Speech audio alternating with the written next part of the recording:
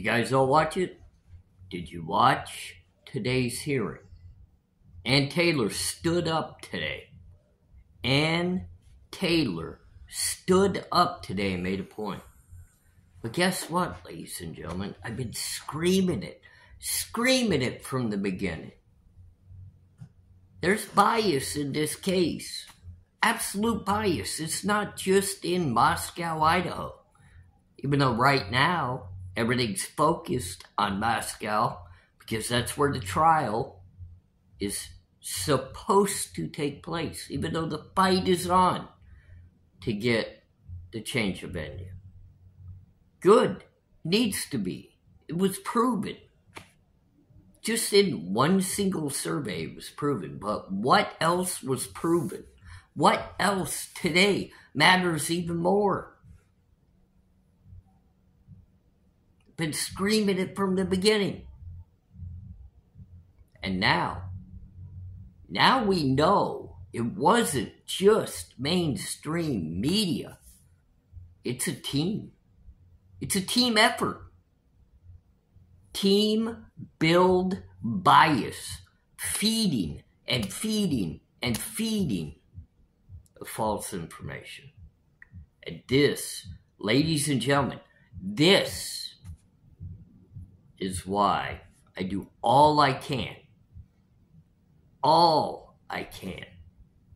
to bring focus onto a justice system that starts from the very beginning of the investigation of a case and works its way through the steps all the way into the prosecutor's hands. And then it works its way through the steps of the motions and the filings and the discrepancies and the issues that have to be fought upon within the court system. All to be made by decisions.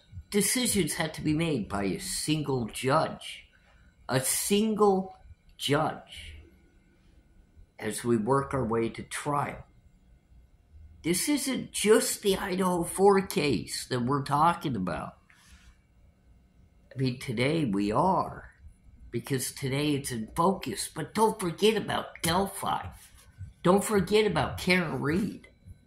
Don't forget about law enforcement deciding that certain types of cases are accidental when there's proof upon proof that they just probably are not. But today, everything I've been screaming starts to formulate itself all through an expert. Trust me, the man is far wiser than I am. An expert that controls surveys.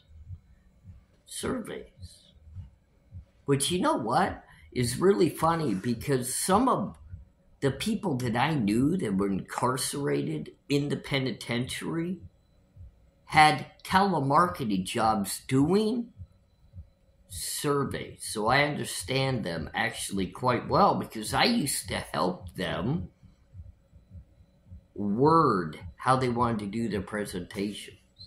I get the idea of surveys. I understand them. I think this is going to open a whole nother door for me that's kind of exciting that I'm going to do a series about on how this case has built from the beginning till now to only focus all attention to grab the hearts of the guilters. Kick dust on the people that may have questions or feel that this case isn't right and there's some innocence possibly involved. Kick dirt on those people. It's the guilters that matter. Because if you get enough of the guilters, you got a guilty verdict. I'm ARHayes. This is Convict's Thoughts.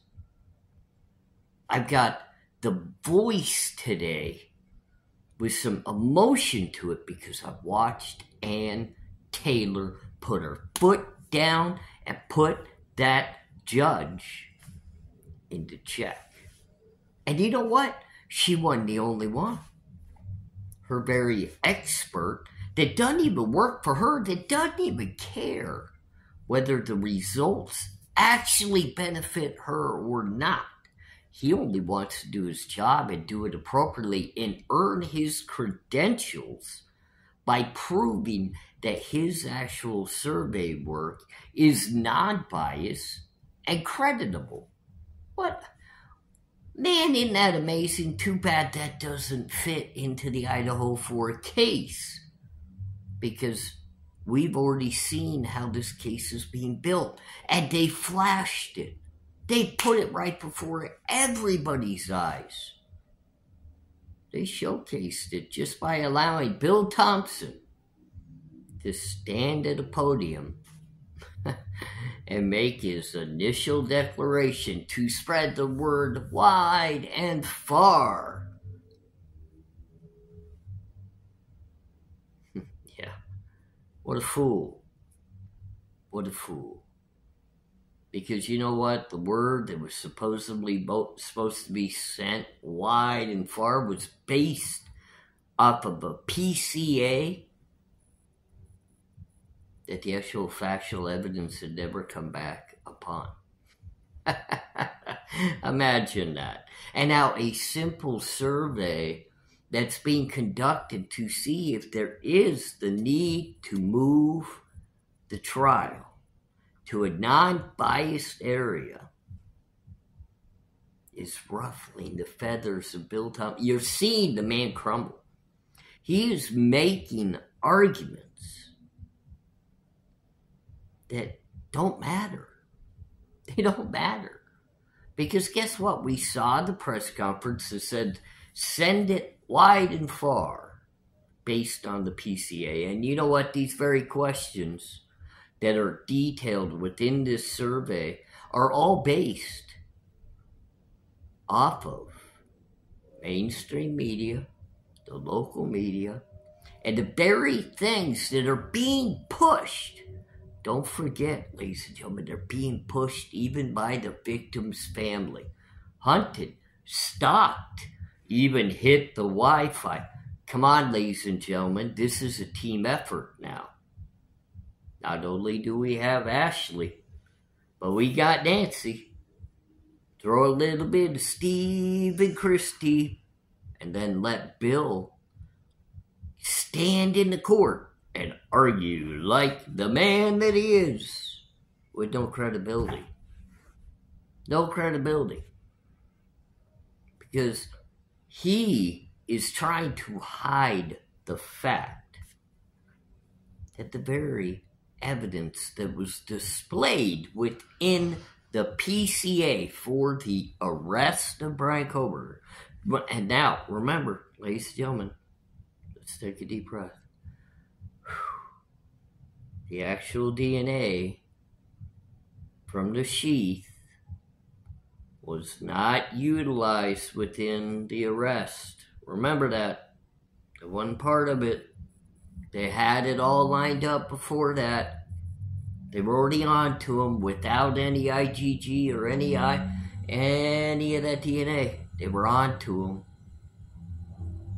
What was it, Bill? Was it the pings on the tower? The 12 times he happened to be in the area? Was that it, Bill? You know, because we heard the stalking coming from Ashley, Nancy, and hey, remember Steve. They were stalking and hunting. And they hit off of the Wi-Fi. Not they, Bryan Kohberger, the defendant.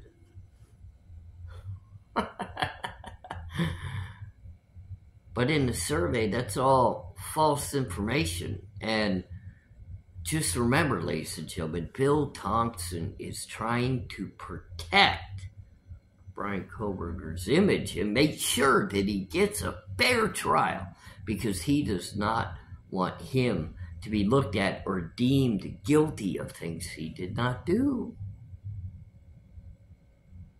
But it's in your PCA. How can you say it's not? Why would you detail out 12 pings in and around the home if you were not insinuating stalking. Because that was all over. That's what came out of all of that. And you did not stop it. Bill Thompson, lead prosecutor of this case, could have stepped up to a podium and said, ladies and gentlemen, please silence that. He was not stalking anybody. But you didn't do that. Your statement was to send the message of the PCA far and beyond to anybody and everybody that would listen. And I believe you'd help.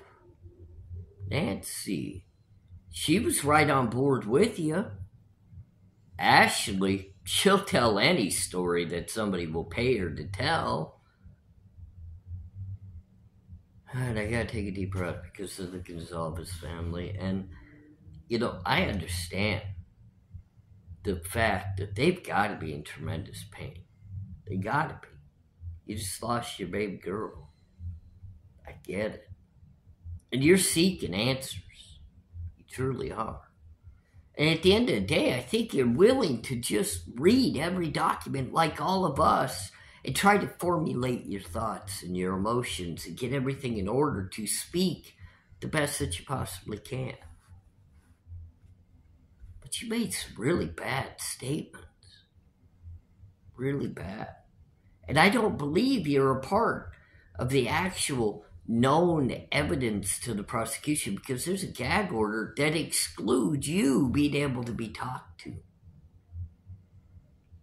You yourselves are trying to gather all the information you possibly can from afar. But the problem is, and I hate to say this, but it's really true. Steve and Christy, it's really true. You only talk to one side of the spectrum. You want guilt so bad to get justice for your daughter, Kaylee. And I can't say that's wrong. It's not. I've had losses in my life. I've had some very painful losses. And I remember back to the emotional chaos that it created to the point I was going to seek not only all info, but hell, the type of person I was going to seek revenge. So I gotta give you credit for the fact you've kept your scruples together. But I take away from a little bit of that credit because you're only able to speak to the guilters. I'll invite you guys, and I know you won't accept, and I appreciate the fact that you won't. I would do a sit-down discussion with the two of you. We don't even have to air it live. I mean, I would rather that we did because then people could see the honesty and the truth from both sides and the willingness to respect each other because I do respect you. I just don't like what you're saying or who you're talking to. I opened up the door that I would have a conversation with you, even though in the one time that we did communicate back and forth, I told you I would not discuss the Idaho 4 with you. But I think that it's important that you talk on a non-biased. Because look,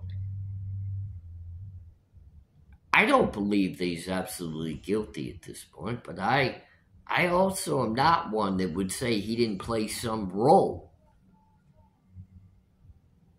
And I would always be respectful in the conversation, much more than many others. But I can't give you the evidence of the case, which I know you're seeking. Behind all doors, in the darkness, you were reaching and you were looking far and abroad to find any evidence that convicts this man of this crime. It's understandable. But I hope after watching today's hearing that you could take a deep breath, both Steve and Christy, and realize this could be a long, drawn-out process. It's going to be a long process. You have a judge in this case that will not make decisions in a quick and timely manner, and the decision he will make, I'm going to tell you right now, I'm going to tell you from an experienced individual that's been through this process. Not once, not twice. Oh, it's more than a handful. But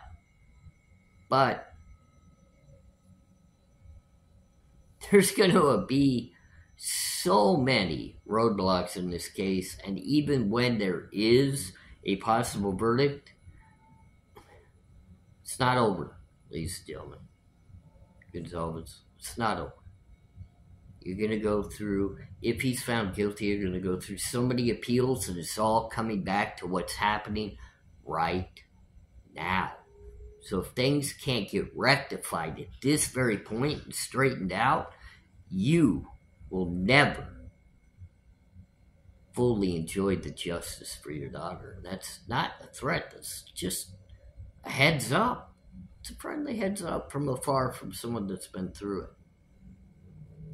We all watched today the one prime example that was utilized as false information was stalking of an individual of this case. Now, I know it can all be spun back. I get it. He was stalking the house. Yeah, I know. Brian Koberger was so infatuated with that house. He was so upset with the fact the house would not accept his date invitation that he just got pissed off. You know, all those kids in that house partying and enjoying themselves, and he was looking on afar from the PhD law enforcement wanted to be individual that he was, the loner, that he got upset with the house and he had to take revenge, and anybody and everybody in it except for the two survivors would be at risk.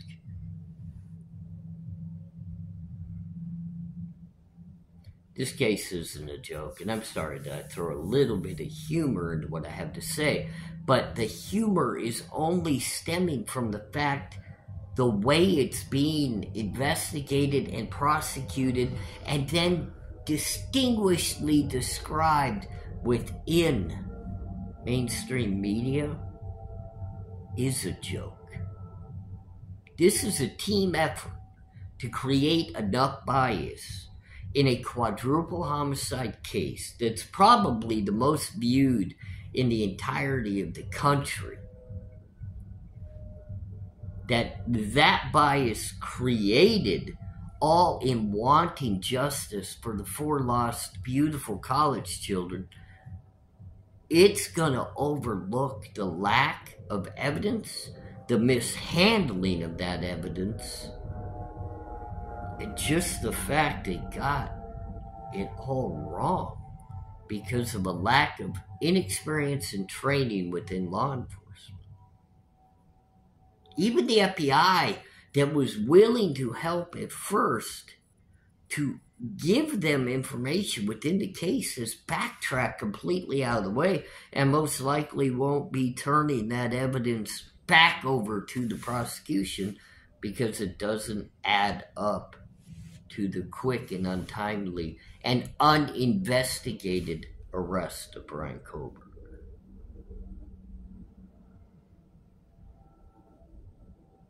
Why do I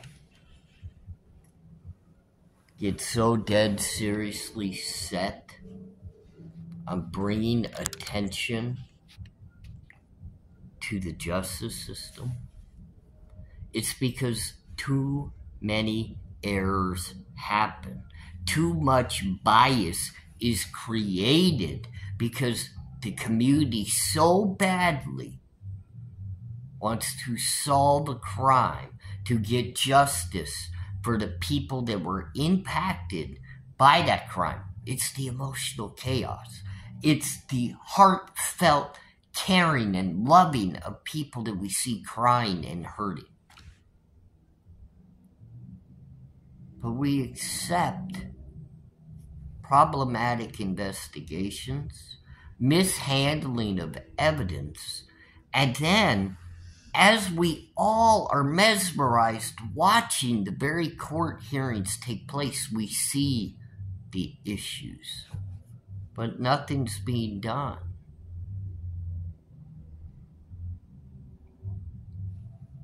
We just continuously work down the path of ignoring those issues,